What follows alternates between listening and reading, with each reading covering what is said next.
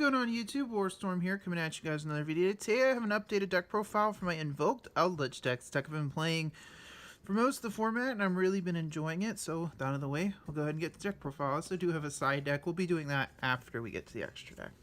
Start us off, of course, we have 3 copies of our boy Alistair here. It wouldn't be in an Invoked deck without 3 of our boy Alistair. Alistair is your main starter card. Normal summon it, search Invocation. Can also bump your fusions, not too much to say there. 2 golden boys. 2 golden lords always been kind of like the adequate number for me. You don't necessarily, however, you do, because you can actually use it as fusion material from hand, and once you have the second one, you can then overlay it for a rank 10 play that can go for game. It's one of the reasons this deck even functions, and it's an amazing card.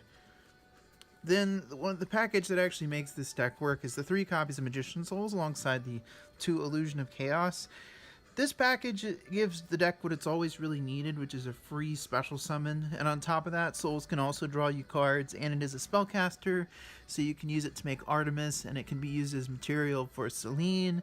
It's a fantastic card, and Illusion of Chaos is the new ritual monster. Basically, if you're unfamiliar with this, you can reveal it from hand to add a card that lists Dark Magician in its text. So you basically, and then you place a card from your hand on the bottom of the deck that it does include itself. So, or on top of the deck. So that does include itself, so you can basically, what you can do with this is reveal it, search souls, and put it on the top of the deck, and then send it. It also means you don't have to play Apprentice Illusion Magician anymore, so that is it's absolutely fantastic. This engine is the reason why the deck kind of works the way it does. Then for the hand traps, we have 3 copies of Ash Blossom Joyous String, 3 copies of Effect Veiler, and 3 copies of Ghost Spell.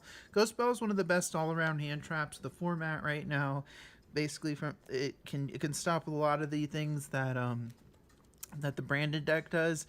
Ash just covers all your matchup. Effect Veiler is in here because it is a light monster, so you can use it from hand as material for your Mechaba, which is really helpful because it can mean you can make IP Masquerena turn 1 and then you make a Mechaba underneath it, which is really, really good. Really solid hand trap lineup there. Then for the spells, we have 3 copies of Magical Meltdown alongside the 1 Terraforming and the 2 Invocations. Invocation, this is again, this is where the consistency comes in. It's an absolutely fantastic package. 2 Invocation because you don't necessarily want to draw multiples. You want to search it out.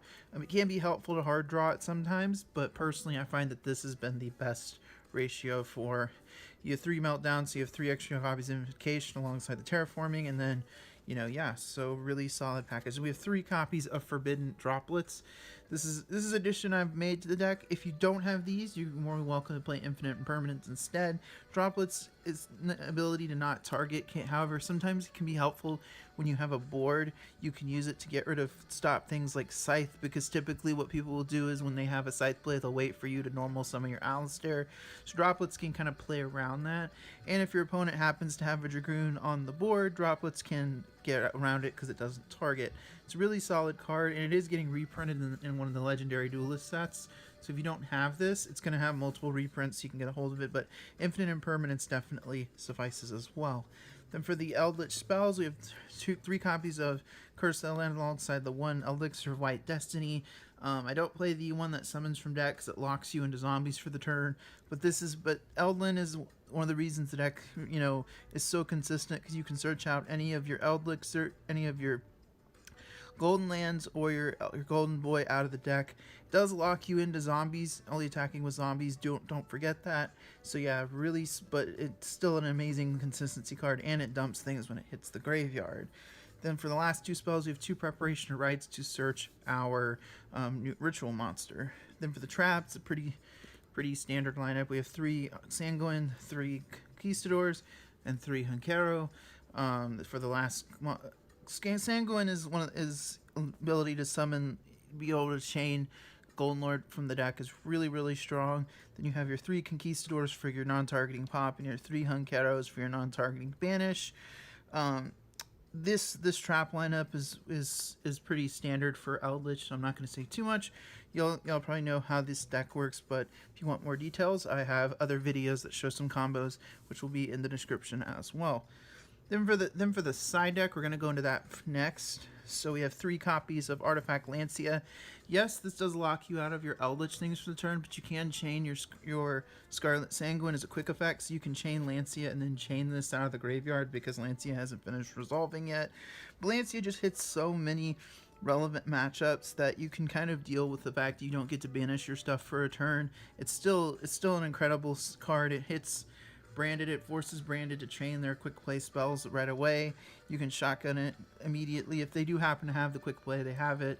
But it's just so many irrelevant plays that this thing stops this format. So yeah, Lancia, really, really strong. 3 Twin Twisters, this is my backer removal of choice. You have discard things you want to discard, and Mystic Mind sucks. So 3 Twin Twisters. Then 3 Dark Ruler No More. This works really well with your Fire Fusion because you can negate your opponent's entire board and then go ahead and make your Fire Fusion and attack them, all their monsters. Really, really strong effect. Sort of on the same boat with Lancia, we have Lancia, we have 3 copies of Dimensional Barrier. This card has been one of the most relevant side deck cards of the format because it hits, and the main deck even, because it hits so many matchups in the format right now. It hits a lot of rogue as well. Yes, if you do call fusion, you do turn off your Mechaba, but shutting off fusions for the entire turn is still an incredible effect and definitely worth playing. Then for the final traps, we have 3 copies of Evenly Matched. This hits a lot of the Eldlich in the mirror match, and it hits a lot of relevant decks, forces out their removal and negates quickly. Depending on the matchup, this can just be a complete blowout card. Really, really strong. Then for the extra deck, we have 2 copies of Mechaba, alongside the 1 Purgatrio and the 1 Raijin. Raijin is here for if you do get put under Droll and Lockbird, it gives you a play underneath that. For your 4th fusion, you can also play the one that requires a fusion, but I don't play it because I have other ways of dealing with DP if I do happen to see it. But anyways, really solid fusion lineup. Purgatrio is great, and then we have the 2 Mechabas and the 1 Raijin. It's a pretty solid fusion lineup. If you feel like you need another one, though, I don't play Super Poly in this list, so you could play another one if you so choose. Then for our link ones, we have 1 Artemis and 1 Almirage. Artemis is obviously here because it's a light monster to be fused away for your Mechaba, and Almirage is obviously here for the fire monster. Artemis can be used as link material, which can sometimes matter if you want to link it away into something else. Then for our link 2s, we have 1 copy of Dark, 1 copy of Cross Sheep, 1 copy of Alistair, and 1 copy of IP Masquerena. This is a pretty solid lineup. Masquerena is something I decided to tech in since we do lose Verte on the ban list. Dark can be used to snag your opponent's DPE out of the graveyard after you've baited the effect, and then can go straight into Selene, which is great. Cross Sheep is a great extender and can get you to your access code talker going second, and Alistair is just best generic link 2. You can use pretty much anything to make it, so that's why it's in here. But IP is a great play going first. You can make it with pretty much any 2 as long as you have souls, and Alistair you can go ahead and make it. And then if you have a light monster in hand, you can then still make Mechaba underneath it. Then you can use it with things like your Golden Lord to link things away. It's really, really strong.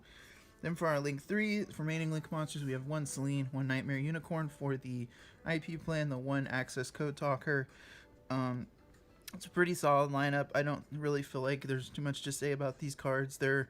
Selene is probably one of the best things the deck has now because you can easily get to access code thanks to Souls being a spellcaster type monster, and Unicorn is obviously the main play you're going to be making off your IP, and then we have an access code for our consistent OTKs.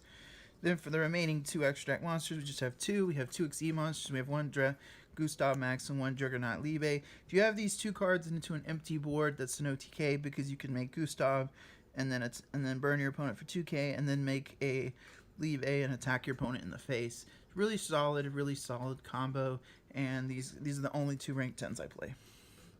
So anyway, guys, let me know what you guys thought of this deck profile down in the comment section down below. There's also a deck list down below in the description box. Anyway, guys, as always, thank you guys for watching. It's Horrorstorm, signing out.